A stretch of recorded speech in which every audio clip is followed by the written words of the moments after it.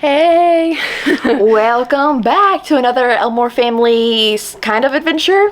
Yeah. Not quite yet, but we do have an adventure coming up because we are going to Nashville. Tennessee! So we are going and we're going to celebrate Mother's Day and Aubrey's birthday.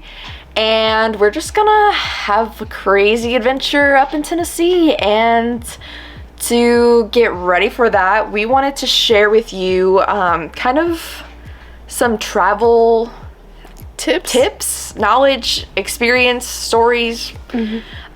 Just so, you know, I don't know, we can share what we know and maybe it will help someone else down the line.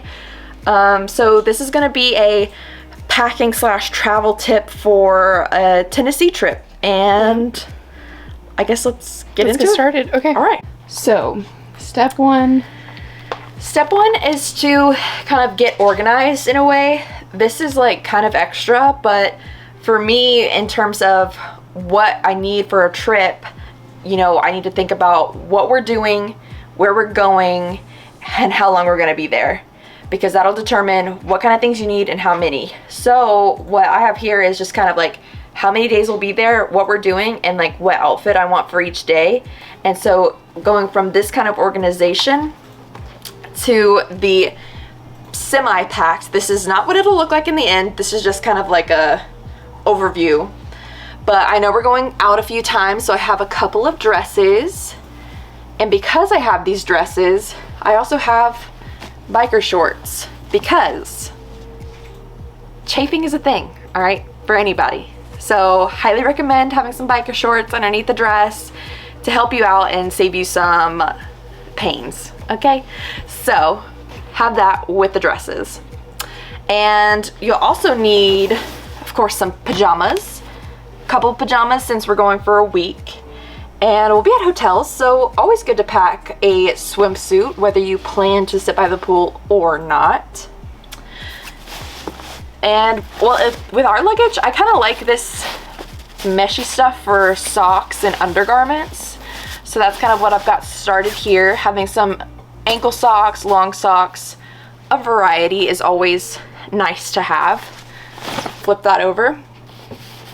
And then we've got our, like, real clothes stuff. So I've got some blue jean shorts, some black jeans, and some other blue jeans. We want a variety for different events. So blue jeans going out, but then you also have your black jeans if it's like not the vibe. And then also some blue jean shorts for your daily activities as well. And to go with all these, we have a variety of like nice shirts. You never know, like, I guess, how nice of a place you're going, or if you have an idea of how nice. So it's good to have a variety of these types of shirts. But it's also nice to just have, like, some sporty shorts and some t-shirts, you know? If anything, you know, you can use them as your pajamas, or just, like, you're having a really comfy day, nothing's really going on, that's your go-to for that. So that's going to be the main thing for your check luggage. And with your check, you're also going to want to put in your like very liquidy stuff, the stuff that's over 3 ounces, I think is the carry-on limit for liquids. So that's where you're going to want to put like your toiletry bag.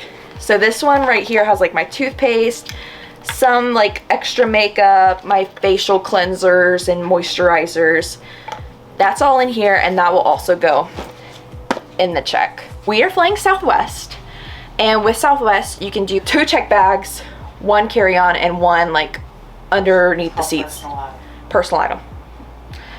And so with that said, this will be my carry-on, and this can be a big duffel or it can be a smaller version of like your check, just different, as long as it can fit in the overhead compartment. That is the idea there. What I like to say with our carry-ons is you never know if your check luggage will get lost. I know that's like worst case scenario, don't like to think about it, but just in case, that's where I like to put in, you know, a couple of outfits. So like a nice little relaxed something, some sports shorts, a t-shirt, but then also like go ahead and pack something nice, some blue jeans, a nice shirt, because you have plenty of room in here and we're not trying to fill it up. I'll get to that in a second, but just in case something happens, you'll have something on you, on your person. And with that also said, I would put your medication in there too. It's not a liquid, it's no problem. I would put your medication in your carry-on or your personal item bag. And I also have like, you know, a brush, something you want to have close by, but you don't necessarily have to have on you. So you have your carry-on. I also have this little like tiny personal makeup bag, something to like touch yourself up, tiny little perfume bottles, hairpins, all that stuff. That can also go in here or your personal bag. Easy. There. Here's where I was going with the whole, you don't have to fill it up. You're gonna travel, you're gonna get souvenirs. So in our experience, if you leave room in your carry-on, then that's plenty of space for most of your souvenirs on your way back. And so this might be stuffed on the plane trip back, but it's nice and light on your way over, easy to carry around. Moving on to your personal item. I like to use a backpack, and here's why. With a backpack, you have plenty of room for books, something you can take on the plane with you to read, you know, keep busy. Your chargers, hand sanitizers, stuff to easily get a hold of, and, you know, sunglasses, you know, whatever, ponytail, that kind of thing. But it also holds your purse inside. So you don't have to double up or use a small purse. Throw that thing in there. All of your other stuff is in there, you know, your ID, your money. Then it's double protected. So that's how we like to use our personal item, just kind of doubling up and maximizing the space we have. And, you know, you might not want to use this around wherever you're traveling to. You know, you might just want to use your purse or your wallet, but this is a great way to travel and maximize your space. Shoes wise, you know, you don't want to take too many shoes. First, it's heavy. Second, are you really going to use them all? Maybe, I don't know. Personal experience, that's how I feel. So for Tennessee, naturally, you gotta have boots, guys. You got to have boots. It's just part of what? What is that accent? I like it. Just keep going. You got to have boots is what I'm saying. It's a mix of everything. And then for me, I love to dress down dresses with Converse. They're comfy and they're cute and they match a lot of things. And fun tip, these used to be so disgustingly not white from wearing them all the time. And so a tip to get your Converse clean / lightened / whitened is to use baking soda, water, and hydrogen peroxide. Mix it into a little paste, scrub it on them, leave them in the sun, wash it off. Works like a charm. And of course you'll need some sneakers, something to walk around in, just comfy shoes, something you've broken in before. You don't want blisters. And lastly, I would say some type of water shoe, a flip-flop, a sandal, something to wear by a pool, or maybe if it's a rainy day. And so I like to use Chacos. I really like Chacos and their sandalish stuff, and they're very heavy duty, and I haven't had any problems with like blisters or anything with them. So those are the 4 shoes I see using all of them in Tennessee. And again, that'll vary depending on where you're going, what you're doing, how long you'll be there. Moving on to miscellaneous. So with miscellaneous items, these are things that I would say you might not typically think about when you're going on vacation. So of course you're gonna need some sunscreen. Okay, we don't want to get burned. Person to person, depends on how much you need. I need a lot. I'm gonna wear this literally the whole time except for when I go to bed, because I'm basically translucent and I don't want my organs to burn, okay?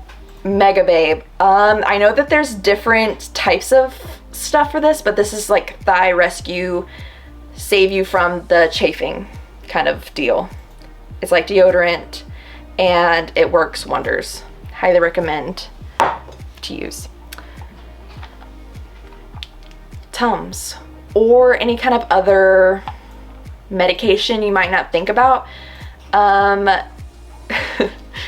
If you're like not comfortable going to the bathroom in other places, like think about that.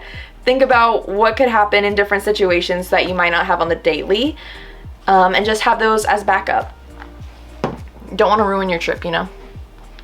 Also some wrinkle releaser with traveling, you know, this, all of your, I keep saying, you know, my apologies, but all your clothes are scrunched up. They might not be packed like super nicely, so having some wrinkle releaser when you get to your destination is always great to have, and you know, you look good, feel good, have a good time. Finally, I want to talk about airport etiquette. So, airport etiquette, what do you need to know going in to make your airport experience super easy? First of all, I would say number one thing is to wear something comfortable, and that includes shoes. So when you go through TSA, they're easy to slip off, throw them in the bin, and go through the check thing super easy.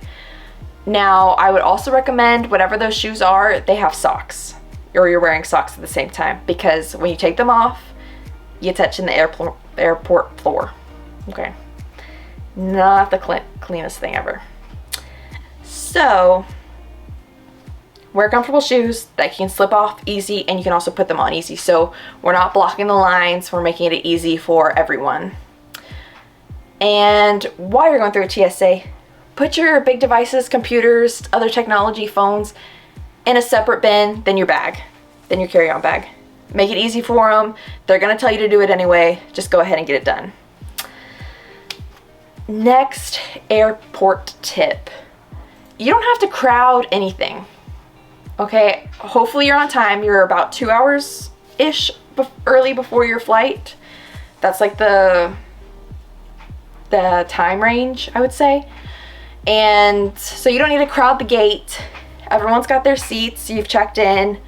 Don't need to crowd the gate, and then you don't need to crowd the airplane aisle when you're getting ready to leave. Everyone's gonna leave row by row. No need to crowd, no need to stand up and get close together. You can stand up in your row, stretch out if you need to, but don't crowd. It's just wait your turn, you'll be more relaxed and get through an easier time. Last thing I think I have on this subject. When you're on the plane and you're putting your carry-on up into the storage compartments, go ahead and put it in, I guess, vertically, or kind of The wheels out, usually is the best way. wheels out. Don't put it in where it takes up the whole bin, but it's further back. Just fix it to where it takes up less space on the this way rather than this way, because usually the flight attendants will change it anyway. So just make sure it's taking up less space so more people can fit their stuff inside. With the wheeled carry-ons, wheels out is what they usually say. And with that said, that's kind of our, oh, one more thing.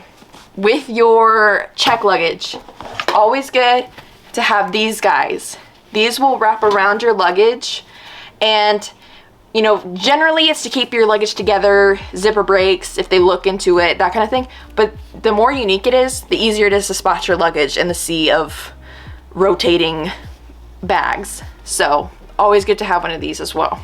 Okay, so that was some good packing tips. Hopefully, you know, you can take away something from this. You might be thinking like 20 years of airplane knowledge, I know, but some people have never even flown before, so this is just what, you know, we've learned over the different trips we've taken, and you know, how to get in and out of airports super easy so you can get to your vacation as soon as possible. Yeah. So what are you most excited for with Tennessee? Everything. I guess the Ryman and the Grand Ole Opry. Getting to see those. Getting to like look around in those would be really cool. Definitely. That'll be fun. What are you excited for? I'm excited for the food, primarily.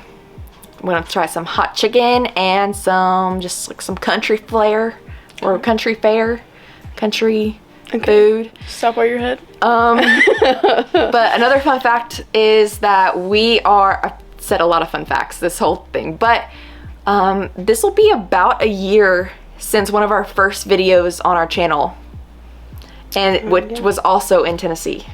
Yeah, it was. So that's kind of cool. Same month. Maybe not quite the same date, but same month. Same month. Full year, full circle. Yep. So speaking of our channel, if you like this video, go ahead and like and subscribe, and also click the notification bell if you want to. That's a thing too.